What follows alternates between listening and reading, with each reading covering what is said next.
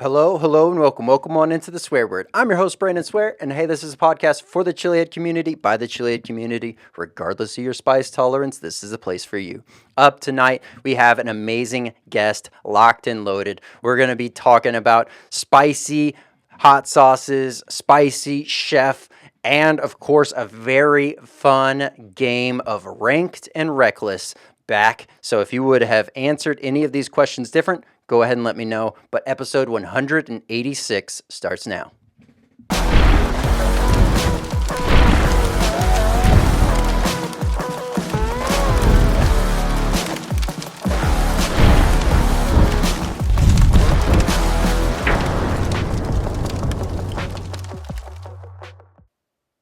What's going on, Swear Nation? So glad to have everyone here. Whether you're tuning in on YouTube, Spotify, Rumble, and or Apple Podcasts, thank you so much for being here and continuing to make this podcast what it is.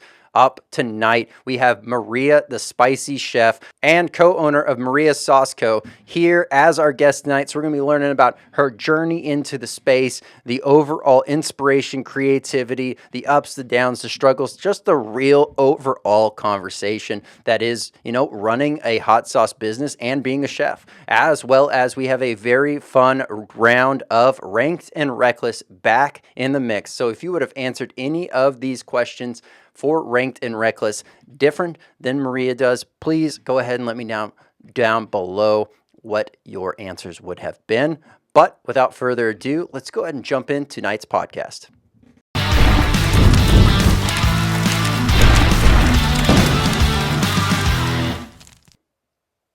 Hey, Maria, how's it going?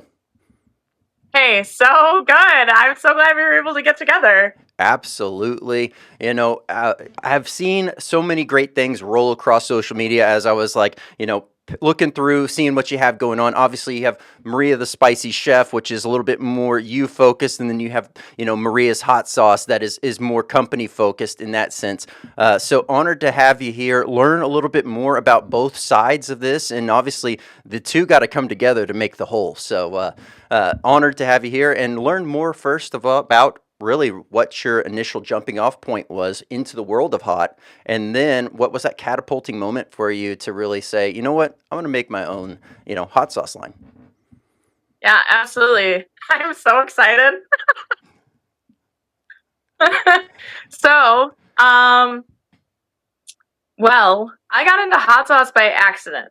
It was a complete accidental thing. I honestly was never really into hot sauce at all. I am a chef by trade, and I trained here at our local Culinary Institute. I traveled around Chicago and trained in Washington State at a high-end catering company, and then also different places around the U.S. Besides that, I did some training in Italy, nothing like super formal, but a little bit of training in Italy.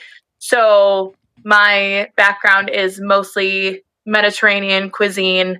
That's what I geared towards.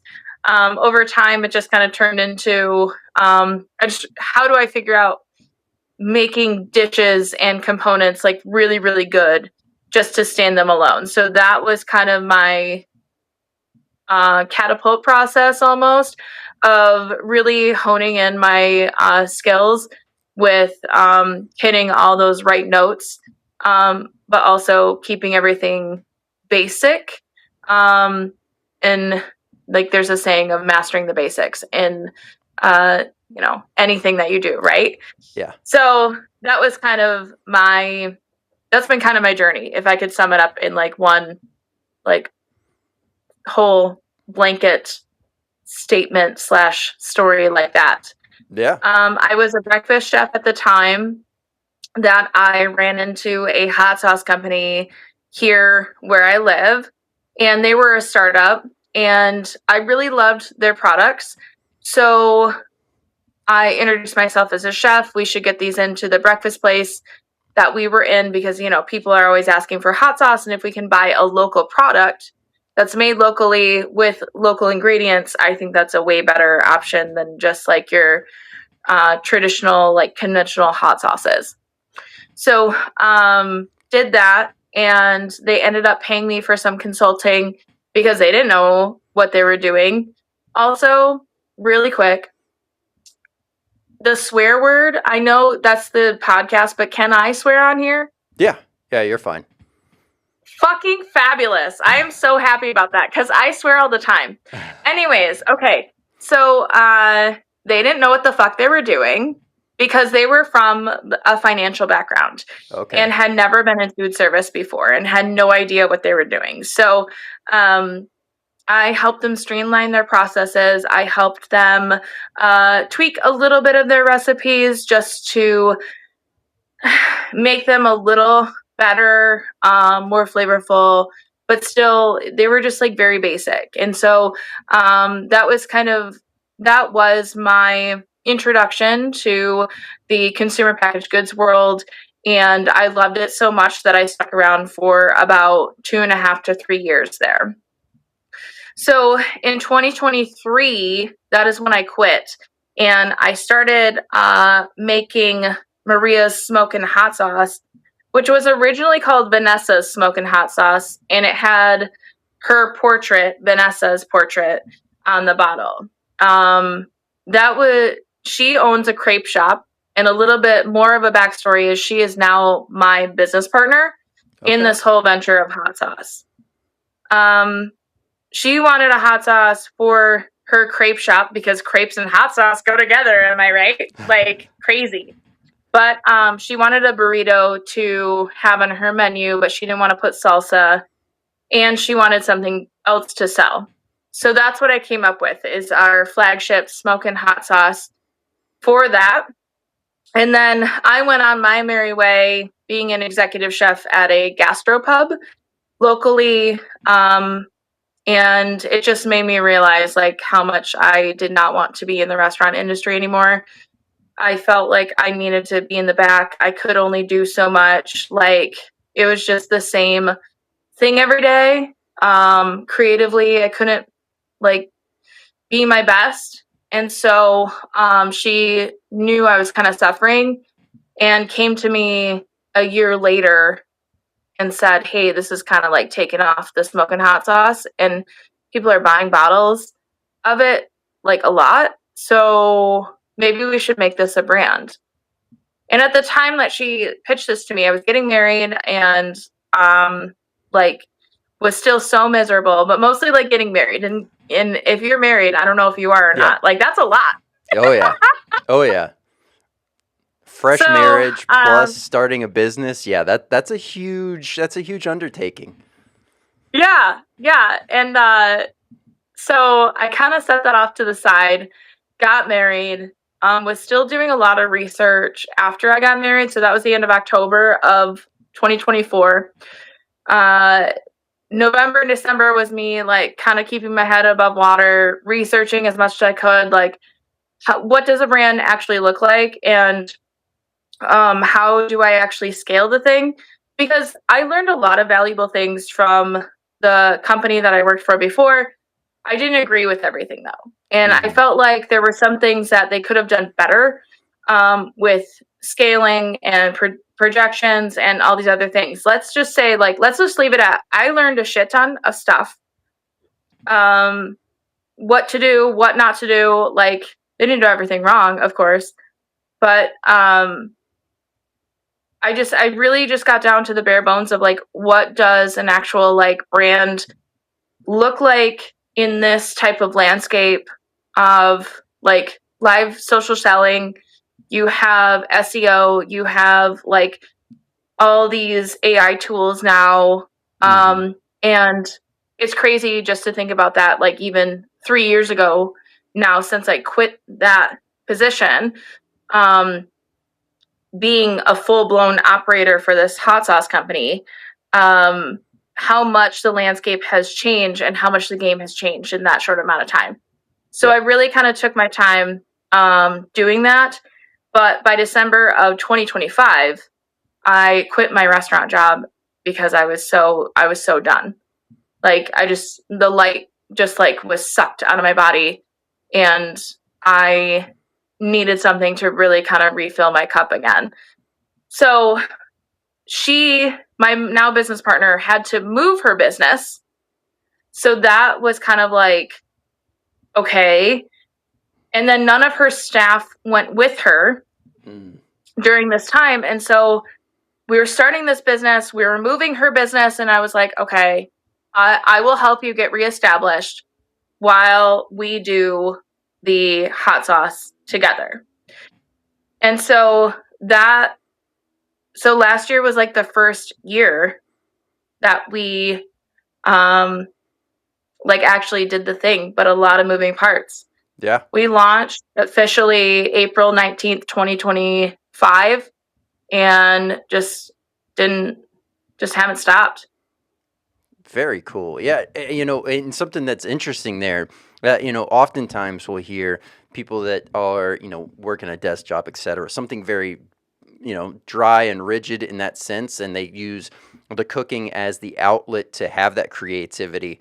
But it is an interesting thing because, by no means am I, chef to the extent of having like formal training or anything like that, right? I've just always been fascinated with like flavors and food and all this stuff, and I've been like in the kitchen, very very young, knocking around and messing up things initially with my mom, my grandma, my dad, and all that stuff in there, and kind of building that as the base. But trying to put some thought to what you just mentioned, because oftentimes people will talk about that as their creative outlet. But I mean, if I just simply think about, even though the way that we now roll the menu, if you will, at home is I just tell my wife kind of pick ingredients that she would like to have, and then I just whip together something because of that same reason. It's like I got tired of making the same 12 meals on rotation at a time. And so it started to get fun in that way of just being able to, okay, here's the ingredients. What's speaking to me today? Like, what are we doing? And then I just throw something together, and then the family ends up loving it more, it seems like, than the set thing, anyways. So it's kind of a win-win. But I haven't really heard that from anyone else. So that's what kind of made me think about it and kind of put it into my own life's perspective in that sense. And yeah, I could definitely see where if you're making the same thing over and over again, if you're stuck to kind of, as you were saying, kind of just that breakfast space, you're going to be wanting and hungry to have, this playground of ingredients and different avenues in which you can kind of create. So that's pretty cool. But at the same time, like having an establishment like that restaurant to be able to sell the sauce that's huge. I've spoke to that in a few different episodes before about how like certain restaurants will either blow up because of the sauce, or the sauce will come after, etc. But then that becomes like that flagship, what people think of. And so to have that, it had to have been a great help. It sounds like it was, but it had to be a great help to kind of get things springboarded. Yeah, absolutely. The restaurant helps a ton. And now we have people coming in just for the sauce. Like they don't even they might stay for breakfast, or grab a coffee too, because it is a breakfast. I mean, the Crepe and Co. spot is a breakfast spot. And so we have more people than not now just coming in for like big bottles of sauce. And like, it's crazy how quickly that happened. But also the two businesses can play off of each other. So because people know the sauce, they know Crepe and Co. Because Crepe and Co. has patrons already, they know the sauce. And now the customer avatar isn't necessarily the same, because some people just like the crepe, or some people just like the hot sauce. But usually, like, there's some type of crossover there, and people will eventually try the food, or will eventually try the hot sauce products. So having that as a resource almost we've been very fortunate about that. Now I call myself a chef because I've been in the industry for 10 years. Not that that means anything, but at the same time, like, what makes a chef is the curiosity and the leadership. And I think anyone can be a chef. And it's that leading with the curiosity, and also applying the knowledge of the basics and the skills of what it takes to even just cooking for your family, like you said, just Mm-hmm. switching it up a little bit, becoming curious about other techniques, other flavors, other cuisines. I think that's so important. And for me, I love that variety in my life. And I think that's what makes me a really good operator in our business. I'm not perfect by any means, but I love the variety. I love that I'm wearing so many hats every single fucking day. I'm either creating a sauce, or I'm creating relationships. I am, I think overall, like now that I'm hearing myself talk about this, it's like I'm constantly creating. Yep. And I could get on a whole like soapbox about like how we are creators at heart, like no matter Yep. what. And I will die on that hill. And I think once we find something where it lights us up creatively and we can just like put our all into that, that is where the magic lies. And so that's where I found my magic. Now, I'm not here to necessarily like reinvent the wheel. I want to make hot sauces that people recognize the flavors, people still find it elevated, still find it like super approachable, and then like kind of have like a side quest of specialty flavors, and if they take off, like one of them takes off, they're going to stick around for a long time. Yep. So it's kind of like the principle of leaning into the basics and putting your own twist on the basics, but also just making it really fucking good and making it addictive to the point and approachable that people just want it over and over again. Yeah, absolutely. I mean, that is that perfect concoction there. Like, I know for me personally, and you know, I've spoken with many others in the same kind of light in this way. But like, if you can find a hot sauce, a spicy product, whatever. I mean, it can even be, you know, not, you know, it could be just be a savory dish or something going on, right? If you have that level, like speaking towards the hot sauce, if you have that level where, sure, it's making that person feel like, oh, this is hot, but it's not making them full on panic, meltdown, freak out.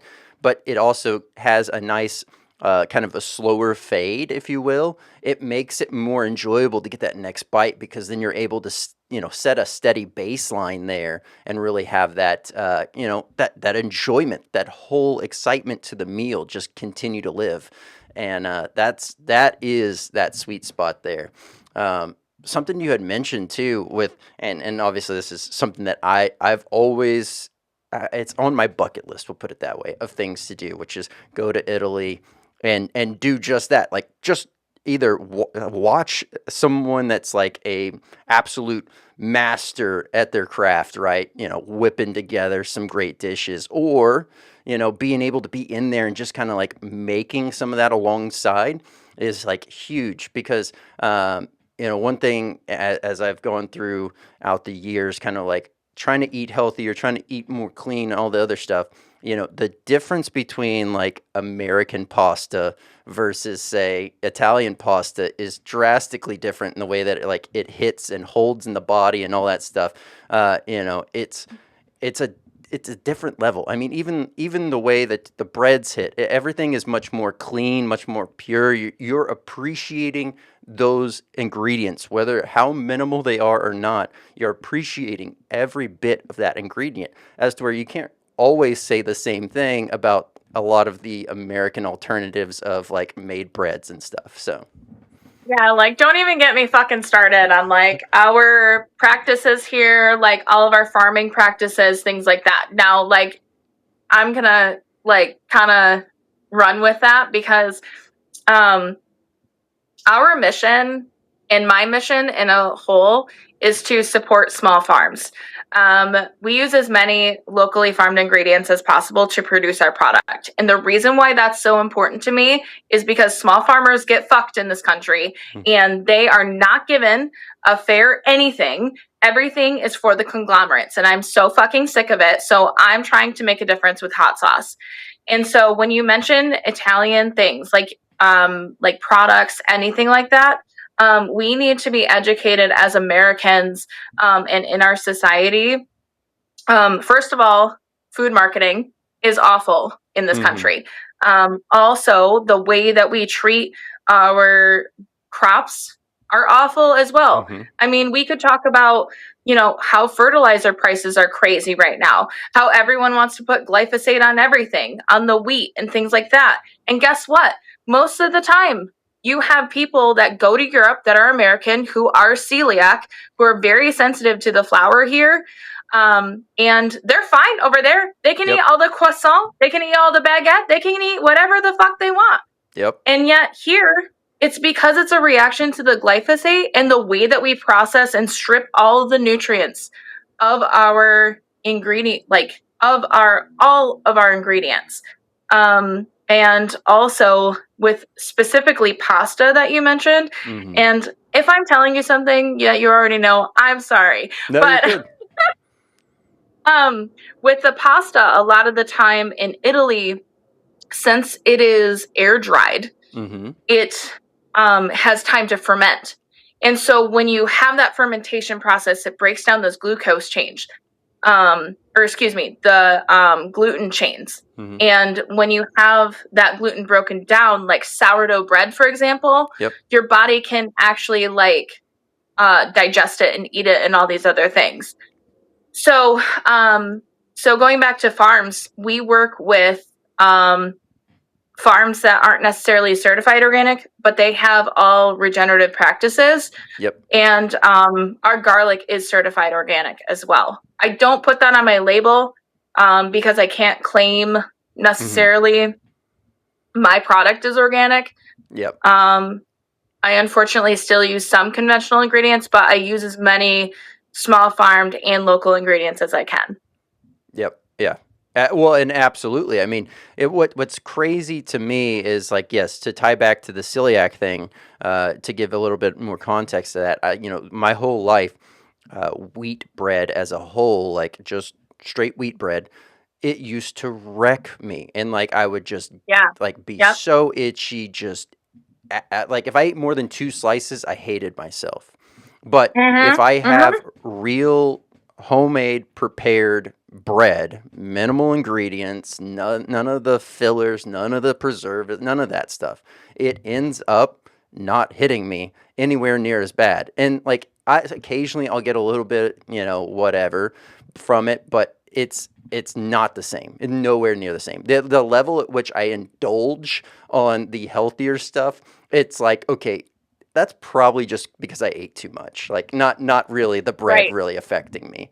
And it's huge difference in that. And yes, to the organic standards for a lot of farmers to be able to get deemed officially by the FDA as all that stuff. It's the loopholes, the legal jump through hoops, all the things that you have to do is just, it is a bit insane in that sense, because it's almost as if they're trying to deliberately, as the U.S., make it more challenging for you to even want to go down that route, right? It's oh, well, just go this way and you don't have to worry about all this. And the thing is, it's all marketing. Mm-hmm. That's the thing. So what's interesting about organic products sometimes is the hot sauce company that I used to work for almost 3 years ago now, they were trying to acquire a nut butter, a local nut butter company. Mm-hmm. And I learned so much because they were certified organic in some of their products. And now when they couldn't get an ingredient that was certified organic and just told the FDA, oh yeah, this is out, they would say, oh yeah, just buy conventional. And then you could say, oh yeah, it's still out. It's still out. It's still out. It's only a percentage. And I can't remember the percentage, the exact percentage of organic you have to have. I mean, obviously, we have to track our lot numbers and all these other, and sourcing and all these other things. But if your organic is not available at the time of your production and you have an organic sticker, it's okay. How fucked up is that? Yeah. That I mean, it's the whole bait and switch. Right, exactly. And so what's the point of having those programs and those stickers if those practices are allowed? Now, again, this was 3 years ago, and I don't know if this has changed at all since then. But the way that I'm seeing the food system just be, it's almost like a war on the food system right now, in my opinion, of like, especially a war against farmers, making it harder for them to even produce. I don't know. Sorry, I don't know where the rest of that thought went. No, you're good. No, it's very very interesting in how the whole thing kind of fits together because yes, I mean I also feel very passionately about the overall everything from the farmers to the producing and everything in between. But yes, the overarching issue ultimately does tie back to just poor practices, poor education of it, and everything kind of leading us to this point years upon years upon years of being taught a certain way, only to find out that what you've been taught is wrong. It's not. It's not the easiest thing, and a lot of that's what also discourages, I feel like, a lot of folks from even kind of pursuing that route of trying to eat healthier or focus on paying attention to what they eat in general.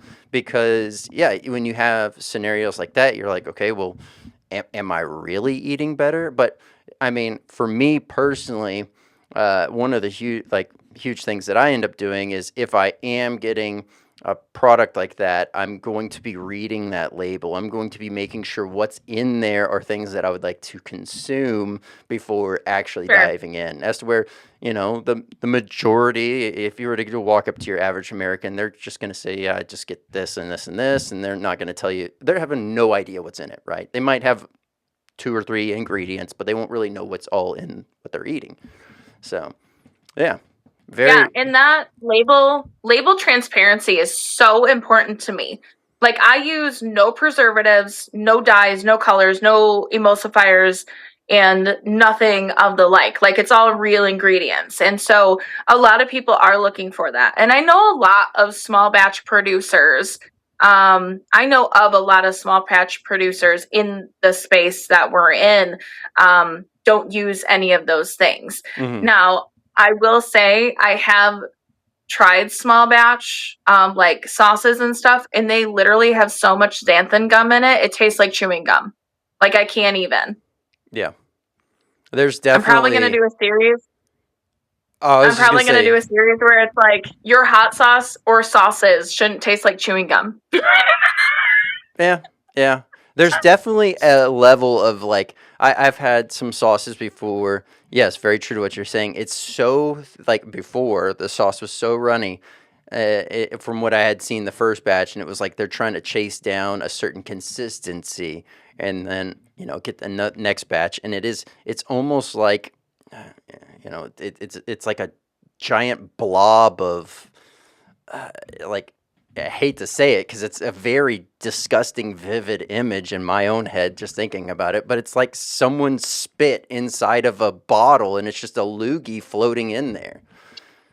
And so, like, you have that polar opposite, and it's just, there is, like many ingredients in general, there is an art to the craft, and it's not to say that xanthan gum as a whole is the end of the world. But yes, knowing how to properly use it is absolutely crucial. Absolutely. Yeah. And getting that taste and texture is so important to me. I like my sauces, like our Verde. I have it here. Ta-da. Our Verde is more salsa-like. And I personally don't like my sauces strained. I prefer them to have texture. I prefer them to kind of sit as like, just to kind of sit on the food as like an extra added texture. And that's that's literally the goal overall for me. That's kind of how I think as a chef as well, of like components on a dish and how this sauce is going to play in all the components that you have at home. So it's just an example of that, of course, but just having that intentionality of my ingredients, the flavors that I have, things like that. It's really my focus on versatility, ingredients used, and really the ending flavor. Like, would I eat this by itself? Yep. That's something I ask myself all the time when I'm creating a new sauce. Yeah. Well, and I think that's perfect way to kind of dive into the overall inspiration. So, like we've already talked, kind of the initial sauce that started it all, and kind of the inspiration behind that. But like from there, obviously, you now have more products. You have more products than just hot sauce as well. So, like, what was the inspiration to this all? Was it just creativity in the kitchen and just like trying to figure out something that sounded fun, or is this more like dish inspired, recipes? So it's definitely inspiration from past experiences. I would say the taco sauce. Okay, I'll start with this. Every bottle has its own inspiration and its own story. Okay. Okay. In particularly the taco sauce, that's like half used. In my fridge. The taco sauce was a complete accident. I had some leftover chile de arbol. I had some tomatoes and stuff like that at the gastropub I used to work at, I should say. And then I just put a bunch of spices in it, and this is what came out. I mean, Yeah. I've tweaked it a little bit since then, like since I, got my letter and stuff. But at the same time, like, that was a complete accident. And then everyone really loved it. Like, I had a group of people that were already giving me feedback on it that loved it. So, yeah. And then the spicy honey, I would say, which honestly, I have to change the name of it. Okay. And I'm still like mulling over names and stuff. But the spicy honey, she was kind of a conjuring, like, I had thought about it for a while. Okay. And I really like something with texture. Yeah. Oh, so that's our new one. You got the new one. Okay. There's the new one. So that one is our honey base with so Firebee, titled right now, is our spicy honey, like our regular spicy honey. Golden Sting is the extra hot girl. She has ghost pepper powder in it. Ooh. And it's a limited run. And she also has habaneros, red chili flake, pink peppercorn, apple cider vinegar, and local dried organic garlic as well. And so thinking about the base, which is all of those ingredients that I listed, without the ghost pepper powder, that's something that I mulled over for like a good year. Even while I was still at the restaurant, I was running like trials, and this is what I came up with. So, like, if you can see a little bit, you can see kind of those flakes, those peppercorns and things like that. I wanted the texture of like a chili crunch, but also a really great infusion. So I didn't want just just adobos in there, or like whatever else like people put in their spicy honeys. I wanted the complexity, but still versatile as hell. So anyways, so that's like two of the products that were kind of like, okay, that's the story for these products. Yeah, no, absolutely. And, something that I feel like is very true to what you're saying, having that level of texture, it really kind of helps, one, bring a layer of depth to what you have going on, but it also helps kind of be a differentiator amongst the rest of the market. And so that part's super cool. And something you had mentioned there was the dehydrated garlic. I would assume, obviously, there's going to be probably a slight bit of rehydration within the honey, but you probably still get a nice crisp kind of crunch a little bit to that. And that part is really cool because, I mean, the use cases, my mind's already running wild with, being able to utilize in whether it be drinks, as simple as putting it on, bread or whatever, that, because what you had described is going to be a cascade of flavor on whatever you put it. So, yeah, I could see that going really well. And you said it was that Szechuan peppercorns, or what was the No, pepper? pink peppercorns, but Okay. Szechuan peppercorns would be really, really good. I'm Mm-hmm. just saying. Yeah. Yeah. You get that Okay. like tongue numbing like effect. Yeah. That would be fun. Well, and yeah, that already, those kind of thoughts were really bouncing around in my head as you were saying that. Was there an initial intended use case that you had in mind for that honey? Not really. I no, not really. I just kind of I know this sounds weird and probably backwards, but I kind of like make I kind of make a thing and then I experiment around with it myself. Yep. It's not like I make it, launch it, and then experiment. It's more of like I have this idea, then I'll fuck around with it, and then I'll see what it's good on and Yep. how versatile it is. And then just kind of go from there. So like our unforgettable hot sauce, that's Uh-huh. my newest specialty sauce. Okay. That was kind of that where I got inspired and then I just kind of I looked up I did a lot of research of like how to be as authentic as possible with my spices in there because I Uh-huh. wanted it to taste like pho.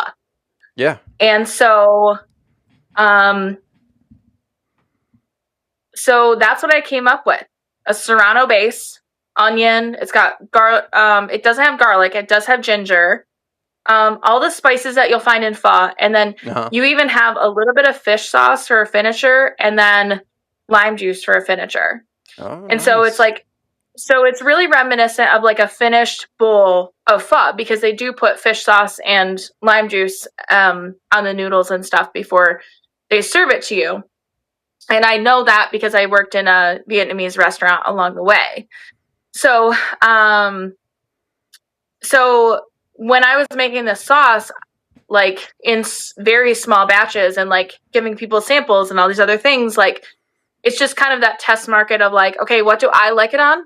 What Yep. feedback am I getting? And is this worth like really rolling out? Are people really liking it? So Yeah.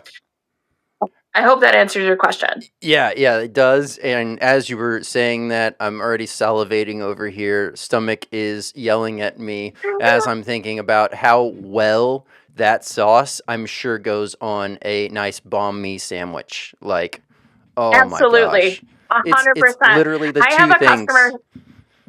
Yeah, I have a customer who's obsessed with it on eggs. He just reordered it. I had given him a sample and he's one of my best customers. He's lovely.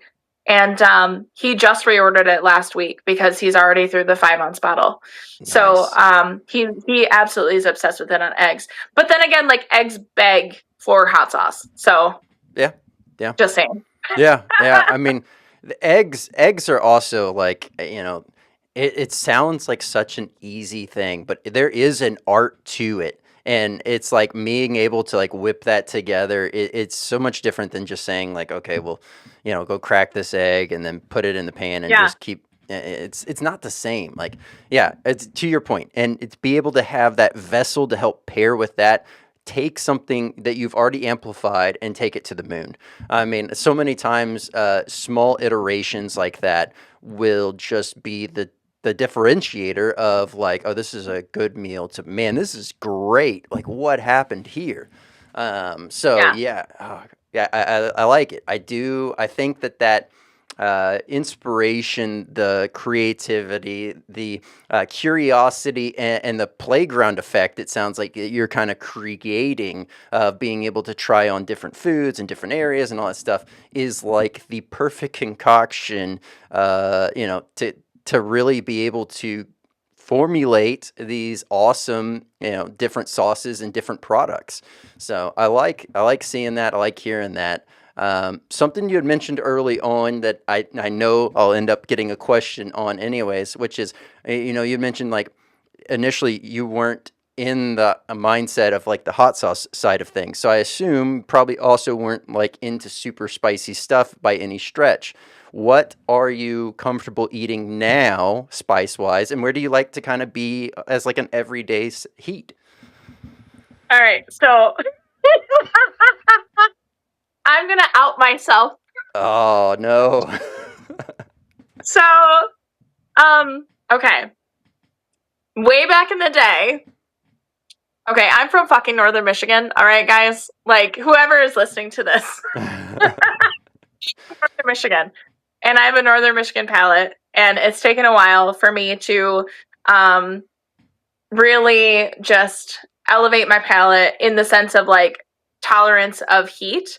I want to focus on flavor at the end of the day and make really great sauces that really encompass what you said of just like elevating anything that you put it on.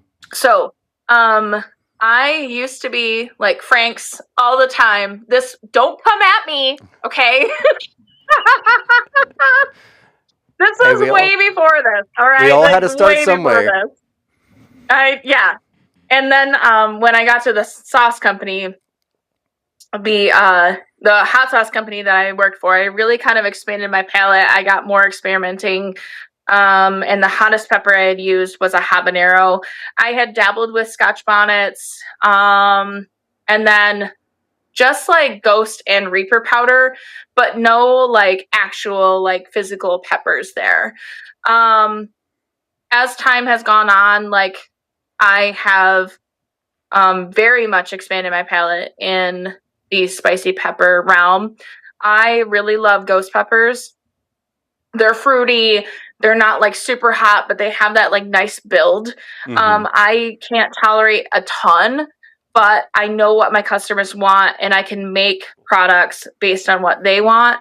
I will have a Superhots line eventually, but that's not my main goal overall. Yep. Now, I think Reapers taste like absolute trash. I don't like how bitter they are and how much they just taste like absolute dirt on my palate, and I do not like it. If other people do, cool, but they're just not for me. Yep. I do like Scotch bonnets. They're really lovely, very fruity. And then I really like the peppers that have just a lot of umami. Yep. You know, and like, so that's a lot of the dried peppers. So like, we use ancho chilies in the smoking hot sauce. That gives it a really great smoky like depth. And guajillos for sure. Yep. Which we use in our chili flake, honestly. And we also have the chili flake that we use for the spicy honey. That's actually dried ripe serranos. They're so fruity, still earthy, but the flavor is just fabulous.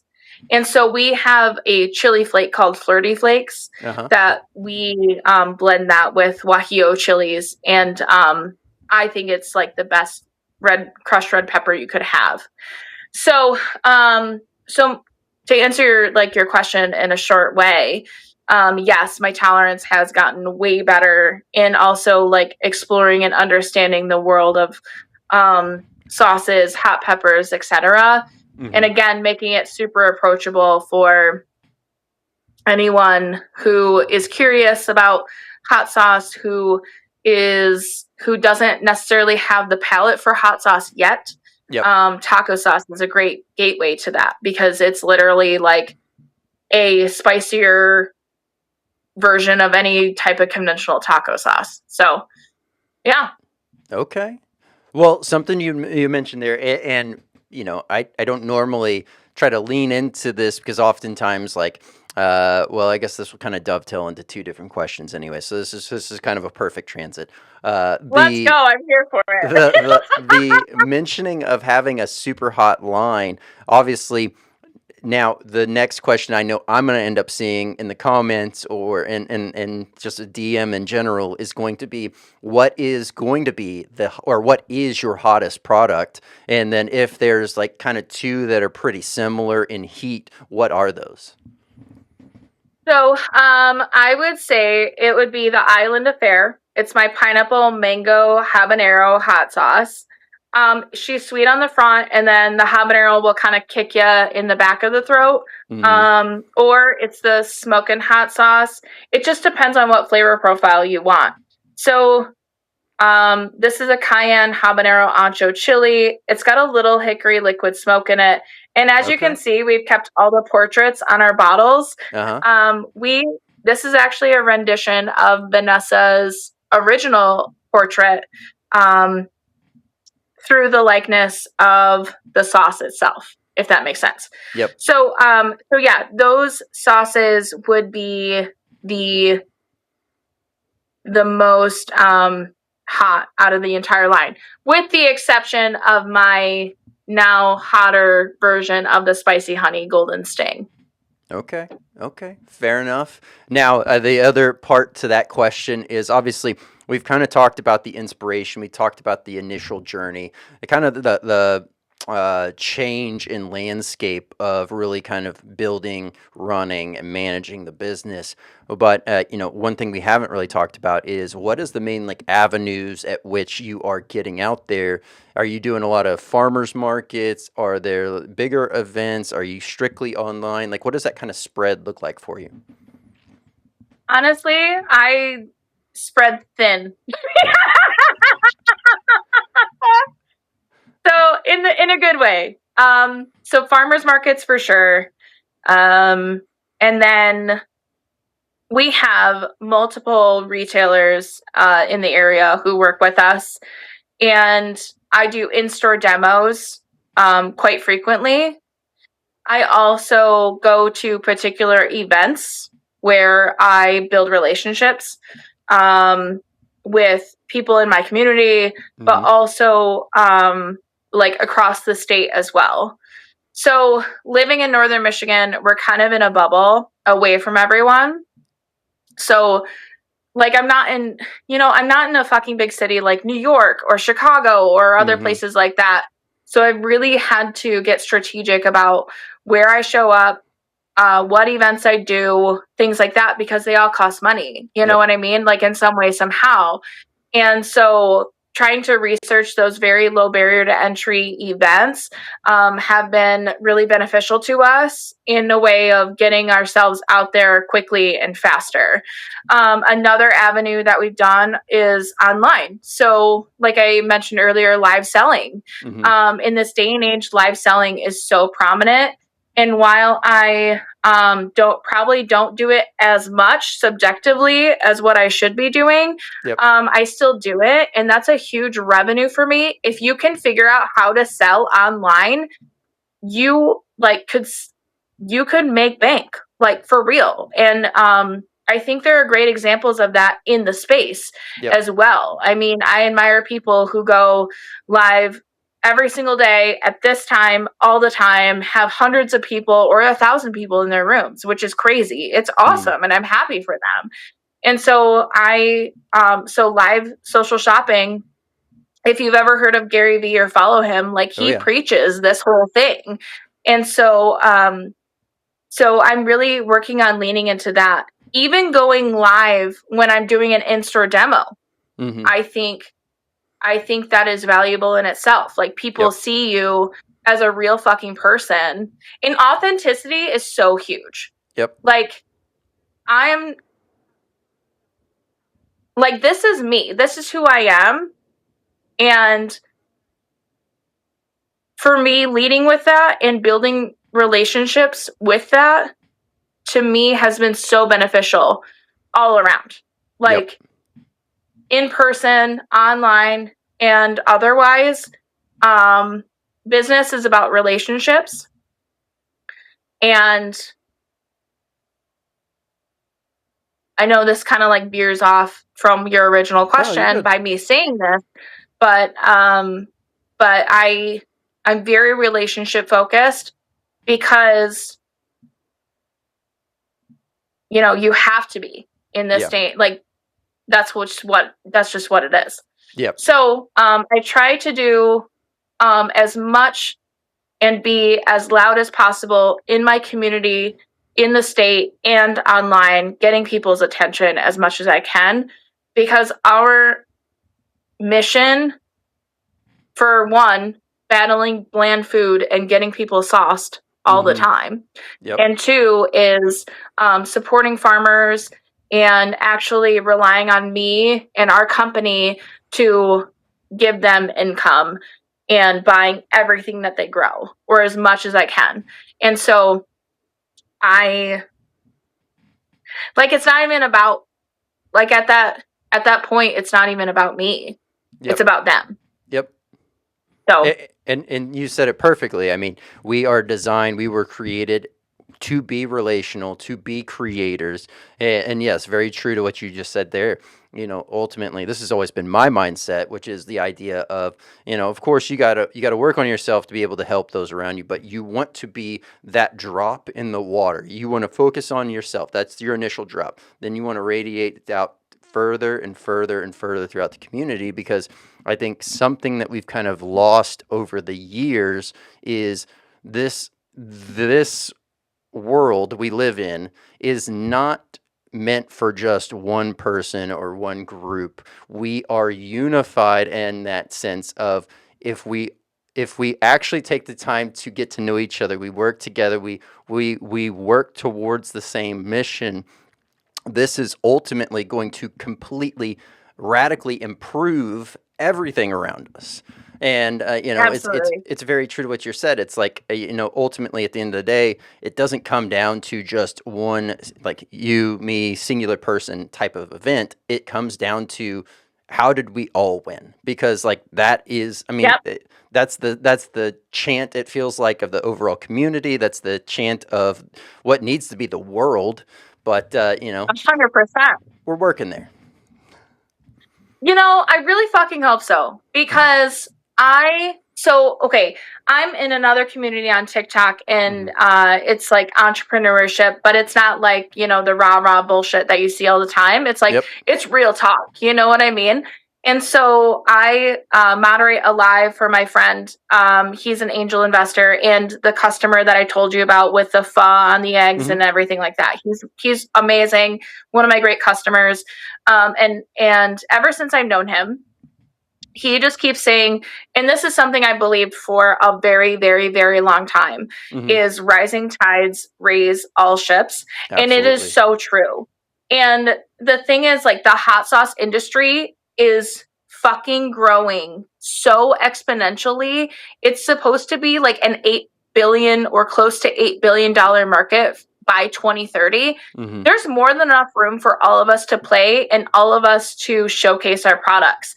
Like, if somebody doesn't like my hot sauce, I can send them to another producer where I know they may like theirs. You know what I mean? And everyone's product is different, but, and everyone's tastes are different. And there's not one hot sauce that is better than the other. I think we all have different missions. I think we all have different voices in the way that we're creative, and we need to appreciate each other for that type of community, instead of just, like, trying to tear each other down, block each other, whatever the fuck it is. You know what I mean?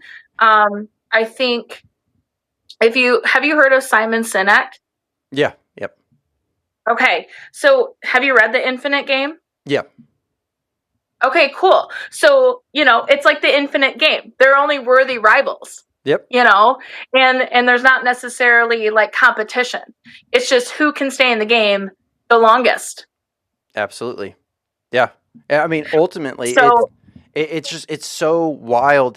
Sorry, go ahead. I didn't mean to cut you off there. No, you're fine. No. Give it to me. Yeah, the whole thing, it's just like, yes, very true to that, in the sense of, like, knowing that just because you're, quote unquote, competing with somebody doesn't mean that they're really your enemy, or in any stretch of that matter. It's what can we do with the knowledge that we have to help, right? And very true what you're saying. Like, someone comes up to your table, they don't like what, not exactly what they're looking for, right? So they're going to go and you can say, hey, this person over here, like, what are you looking for? Blah, blah, blah. This person over here has X, Y, and Z. Okay, if that's a little bit too much, then this person over here has this one too.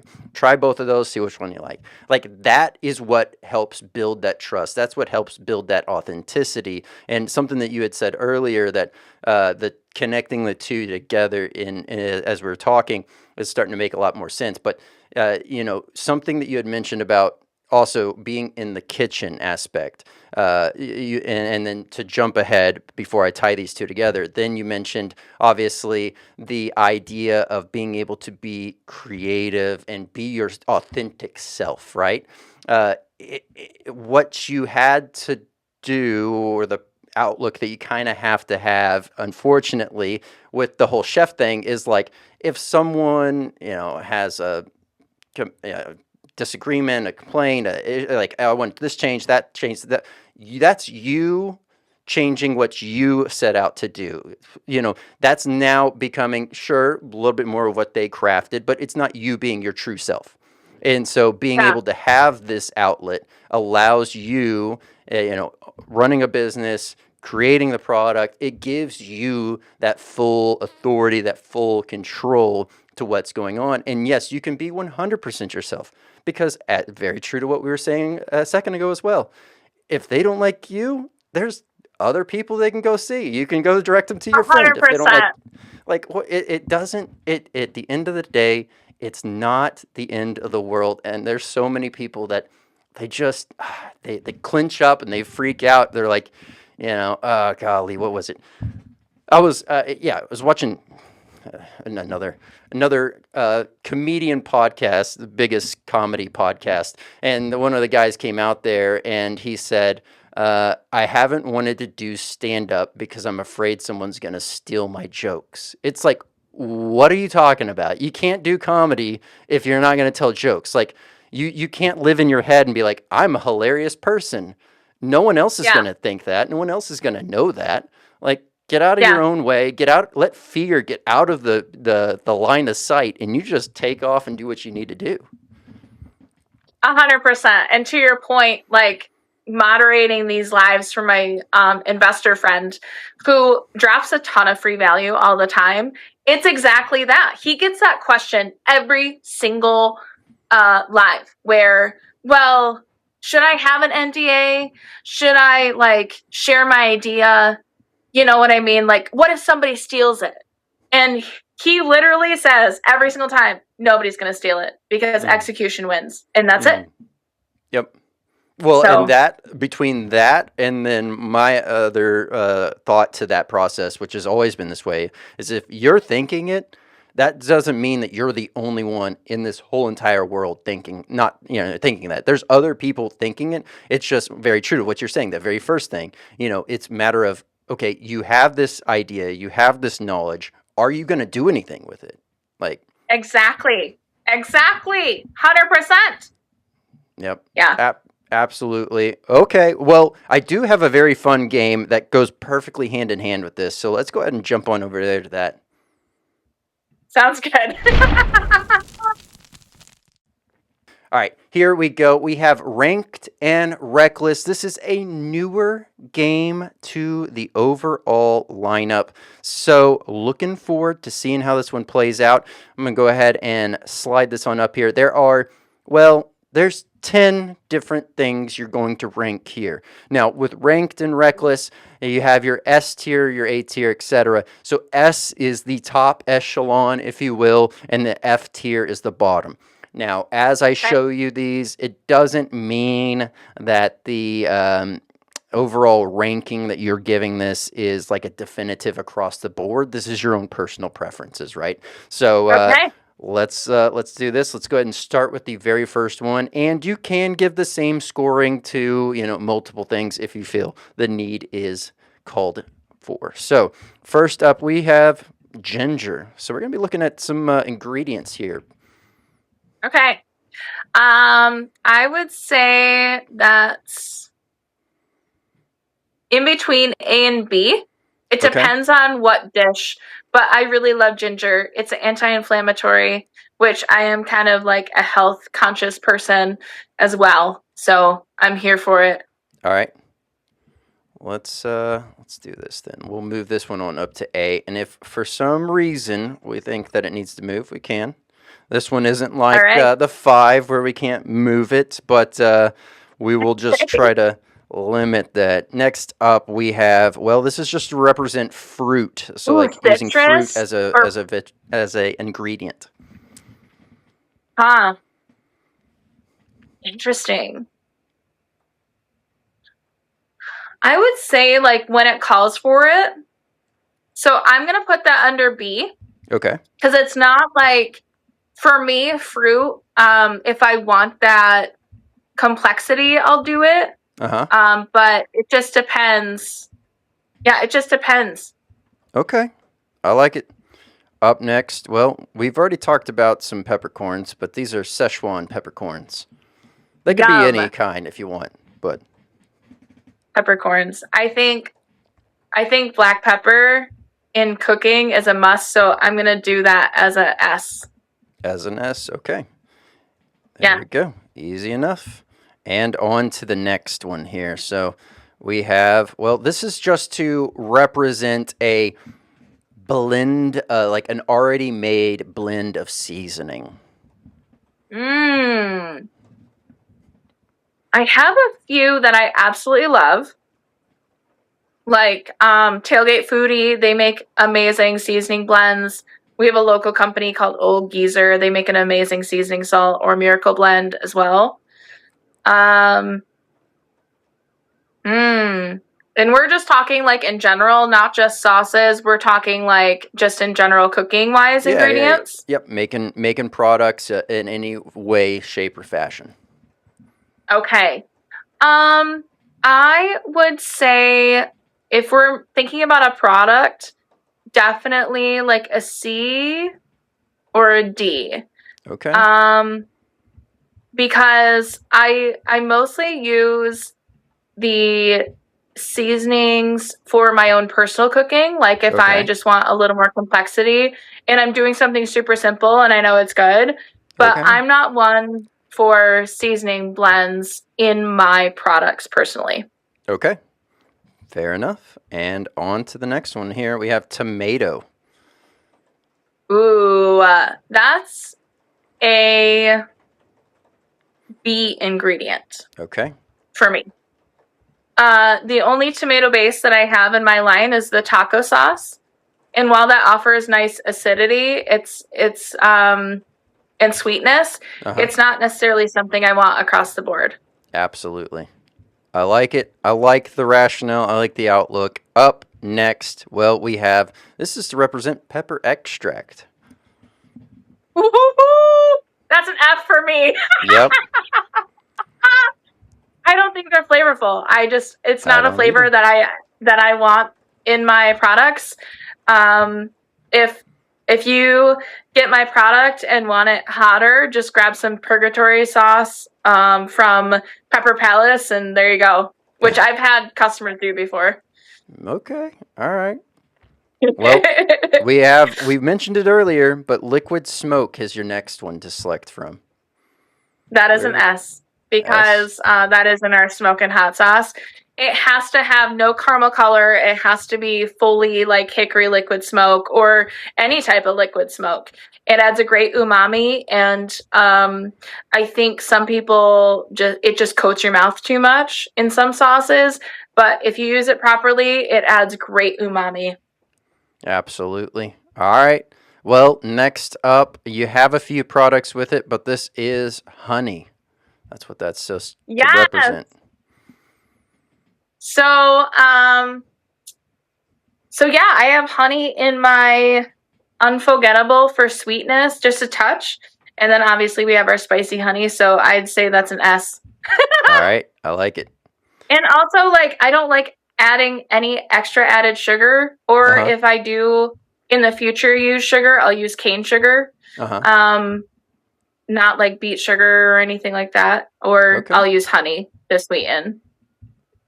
All right. I like it. I do like the more, I mean, not that others are not a natural, like cane sugar's not natural, but I do like that more. If you can find like a sweetness from a fruit or a sweetness from a honey or something like that, I do like whenever that happens because it's much more, it's easier for our bodies to process. Plain and simple, it is that There's many other reasons, but I will leave it with that one because that is the main crucial. All right, so this next one here is to represent dried pepper powder. This could be flakes, this could be powders. This is just a dry form of pepper. I would say that's an S. Like I said earlier, we use dried peppers in our spicy honey. We'll use it in our chili flakes. And like I said, we have work with farmers that grow them for us, and then we'll dry them. And yeah, so I think that's an S.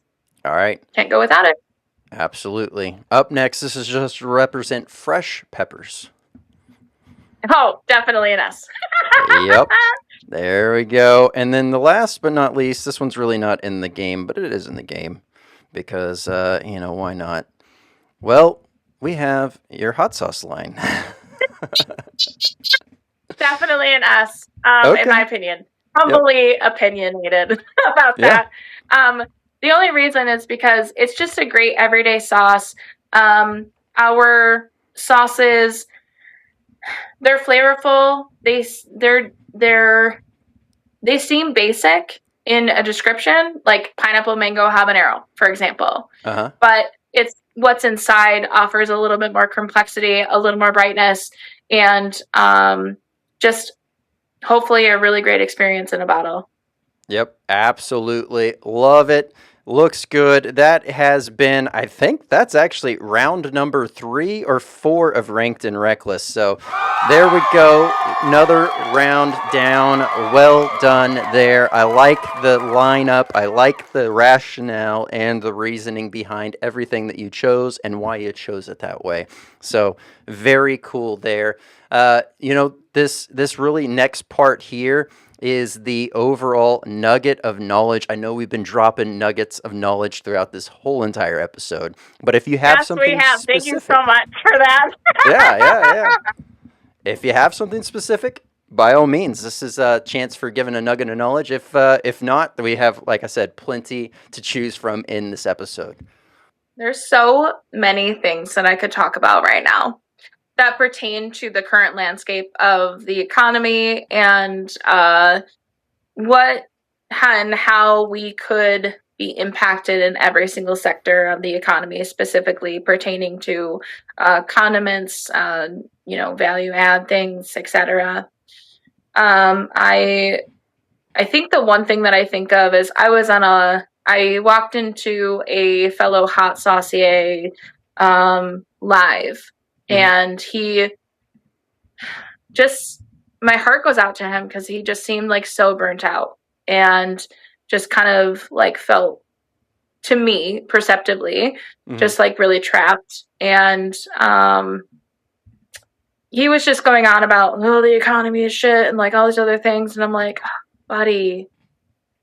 And then also like mentioning, well, I'm not good at selling and I'm not like, I don't like people and blah, blah, blah. And, just kind of like really down in the dumps and like super negative.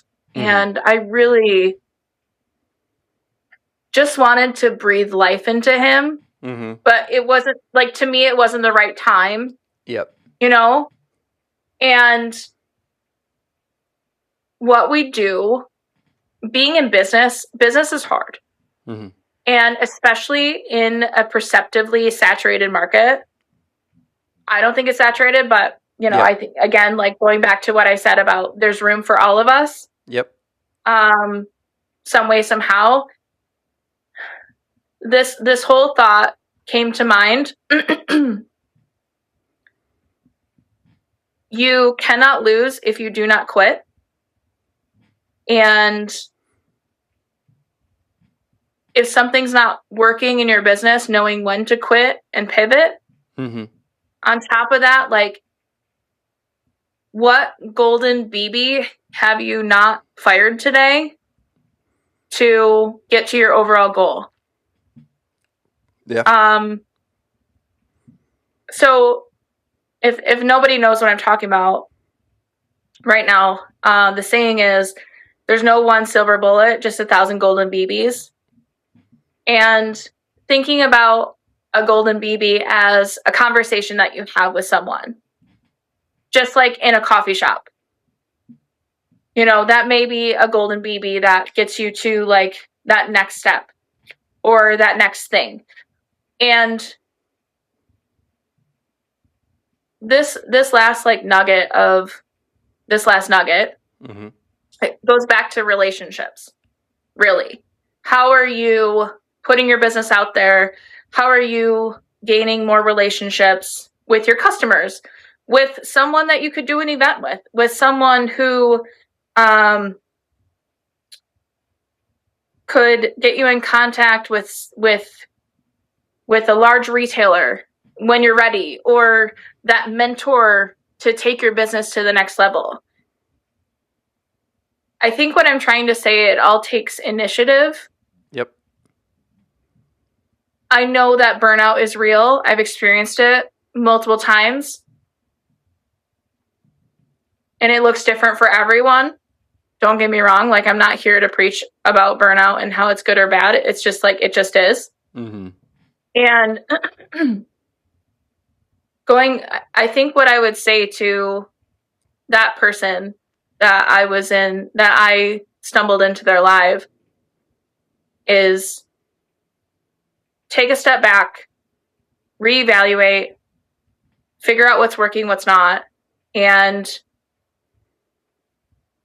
really ask yourself, really evaluate and ask yourself like where you're at. Yeah. Because if you're like this, if you're seemingly like this burnt out, either sell your business. To me, either sell your business, and this is just my opinion. Like, Yeah. I don't know the whole story. Yeah. But or just like buck the fuck up and do your shit and do what you think needs to be, and what you clearly know needs to be done. Yep. I think we get so caught up in like poor me sometimes. Mm-hmm. And we just kind of lose sight of what is in our control. Yep. Absolutely. So I hope all that made sense. I feel like I just kind of rambled there for a little bit, but yeah, overall, like overarching, focus on what you can control and keep putting yourself out there because you never fucking know. Yep. And take it from me. Like, I've been in the depths of like, holy fuck, this is not working. I don't know if this is working. Like, looking at my P&L, I'm like, what the fuck? You know what I mean? Yep. You just have to keep going. Yep.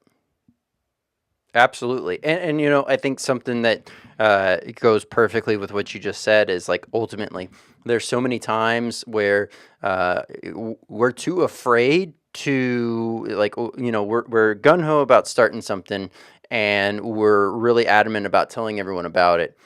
But, you know, the second that, you know, you either have that burnout, or the second that you know, have this issue of a setback or what have you, maybe it's a cascade of things, right? Human nature is you don't want to show the rest of the world that like things aren't as great as they are. And that that ends up causing a lot of people to stay longer in their problem than it is helping them get out of it. And yeah, very true to that. It's just, you know, it's not an easy thing. Not going to go ahead and, you know, diminish the fact that it's, you know, super easy. It's very hard to get out of your own way in things, right? That's everyone always talks about, like, I'm my own worst enemy type of thing, right? It comes back to that. Absolutely. And like, the sooner you can stop mentally, it's almost like mental soothing masturbation. Mm-hmm. You know what I mean? And our brain is meant to keep us safe. Mm-hmm. And when you have that fear of putting yourself out there and like really doing the fucking thing, yep, that is your brain keeping you safe, because that's what your brain is meant to do. It's meant to keep you comfortable. Mm-hmm. And when you shove your own self out of the way, what that looks like is actually doing the thing that you fucking dread most and figuring out within your own body and reflecting like in your own mind how to overcome that. And then being your best friend, your own best friend, of not coaxing, that's the wrong word, but really like just leaning in and just doing the fucking thing no matter what. Yep. And the more that, honestly, that's called grit at Yep. the end of the day. And the more Absolutely. you practice that, and the more you practice that repetition, the grit is a muscle, and I fully believe that, and you can learn it. Mm-hmm. Absolutely. So Very well said. Very well said. Okay. Well, this next part here is the hot seat nomination. This is someone that you think would make a great guest for the show. oh my God. Okay. So I have a couple. Have you interviewed Stanky yet?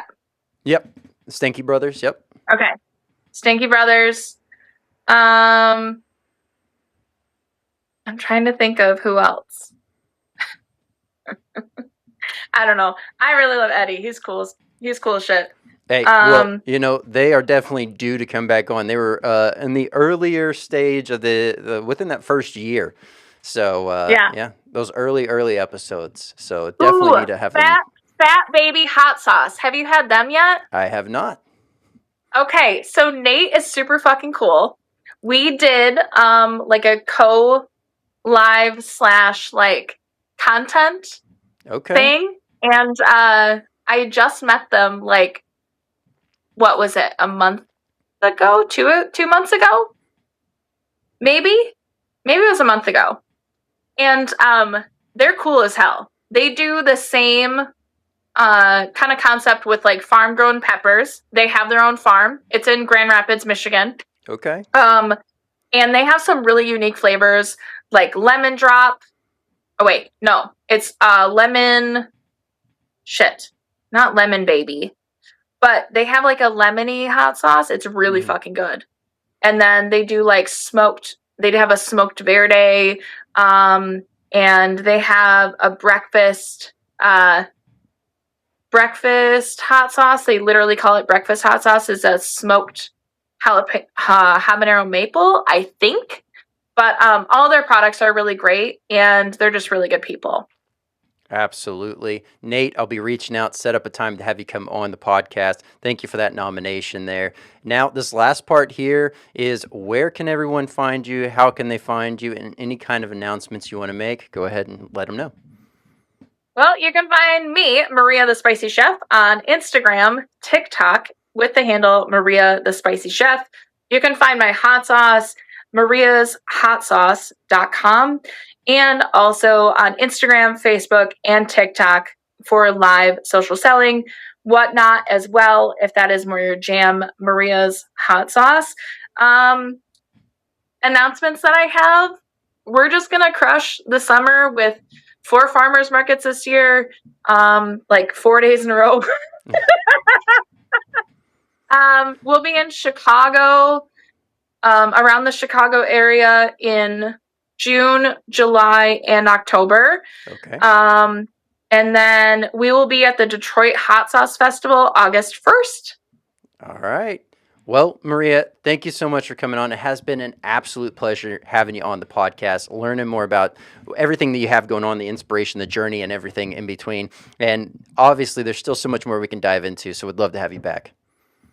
Thank you so much, Brandon. I appreciate you. Thank you so much for having me. Maria, thank you so much for coming on. It has been an absolute pleasure having you on the podcast. If you would like to keep up with Maria, the Spicy Chef, and Maria's Sauce Co., I will have links down below for all the ways that you can keep up with everything that she has going on, as well as any new products, any new announcements. All of that will be done straight through her socials and straight through the website. So I'll have all that linked down below. Check those on out. And of course, if there's any kind of a product announcement, I'll be keeping my eyes peeled so I can make sure to share it with the rest of Swear Nation here. Hey, don't forget, new episodes drop every Tuesday at 8 p.m. Central with a periodic Thursday rolling in there. Also have open sponsorship opportunities for the podcast. So if you're looking to sponsor the podcast, reach out. If you want to have a featured segment, reach out on either theswearword.net or on socials and get that conversation started. Also, if you're on a platform that allows for a 5-star rating and review of the podcast, please go ahead and do so. It helps out immensely. Be able to get in front of the algorithm and continue to get in front of the right people. Those that may just be curious about the world of hot, all the way to those that have been living it, loving it, and can't get enough of it. So, hey, want to give a quick shout out as well for our current sponsors, podvision.io. If you're looking to grow your brand, start your brand, you've hit a bump in the road, you're trying to figure things out, highly recommend checking out podvision.io for all of those needs, as well as webdx.one. Maybe you have an online site, maybe you had a guy at one point and you lost contact, maybe you just never got around to building a website.